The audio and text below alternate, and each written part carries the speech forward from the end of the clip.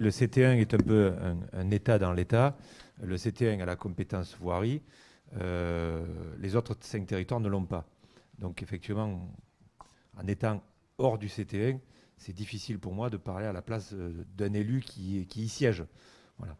Je pense qu'effectivement, il y a plusieurs problématiques là-dessus. Il y en a une, et je l'ai dit en préambule, il y a une problématique politique. Pas se la cacher. Je pense qu'aujourd'hui, tout le monde en est conscient. Si je dis ça, c'est pas un secret. Donc il faut aller au-delà de ça. Et c'est pour ça, quelque part, que j'ai fait cette introduction tout à l'heure en disant que le vélo, ça doit être quelque chose qui ne doit pas se porter politiquement. Voilà. Ça doit être une ambition qui doit tous nous réunir. Je le redis.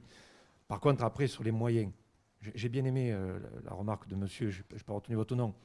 On se met autour de la table, on travaille. Mais moi, c'est ce que je vous ai proposé tout à l'heure. Vous avez besoin de moi, je viens, je vous aide, j'essaye de faire le lien. La concertation Fosse-Salon, j'y étais à la réunion, débat. On n'est pas schizophrénique, la métropole. On travaille tous les sujets. Le ferroutage, on y travaille. Le vélo, les alternatives à la voiture, on y travaille. Le télétravail, la visio est une très belle alternative à la voiture aussi. La preuve, c'est qu'on a pu travailler pendant la crise sans être obligé de prendre son véhicule. Ça veut dire qu'on a découvert d'autres alternatives à la voiture qui ne sont pas forcément un mode de transport avec 2 roues ou 4 roues. Donc c'est sur tous ces sujets qu'il faut qu'on travaille. Et moi, je l'ai dit lors du débat, il ne faut pas monter un moyen de transport contre un autre. Ce n'est pas le fer contre la voiture contre le camion contre le vélo contre la moto. Parce que finalement, à l'arrivée, on va tous se tirer dans les pattes. Parce que oui, c'est vrai, sur des pistes cyclables, il y a des gens qui viennent à scooter ou à 2 roues motorisés. C'est vrai. On le voit. Donc il faut envoyer notre police municipale pour faire... Mais on le sait tout ça. Ça fait partie des choses sur lesquelles il faut se battre au quotidien. C'est ce qu'on appelle la police du quotidien. Mais par contre, je suis pour qu'on continue à travailler sur ce projet Fosse-Salon, qui est indispensable. Il y a trop de camions sur cette route.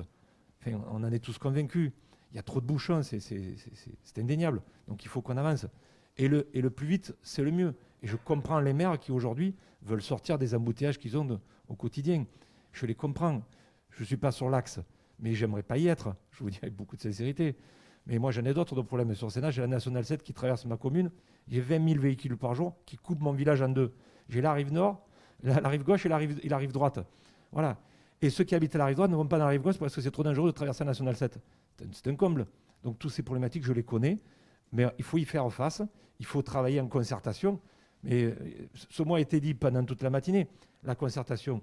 Mais moi, je vous le redis. Voilà, on est 3 là. Et vous nous invitez dans une réunion de travail. Là, vous nous invitez sur une estrade pour parler avec un micro. La prochaine fois, invitez-nous dans une réunion de travail. Je pense que M. le député sera d'accord, Mme Gatien aussi. On se mettra autour de la table, on va travailler. On l'était l'autre fois ensemble pour le projet des berges de l'Yvonne. On va continuer sur d'autres sujets. Et il faut se mettre au travail. Enfin, moi, je pense que c'est la seule solution pour y arriver. C'est de se mettre au travail.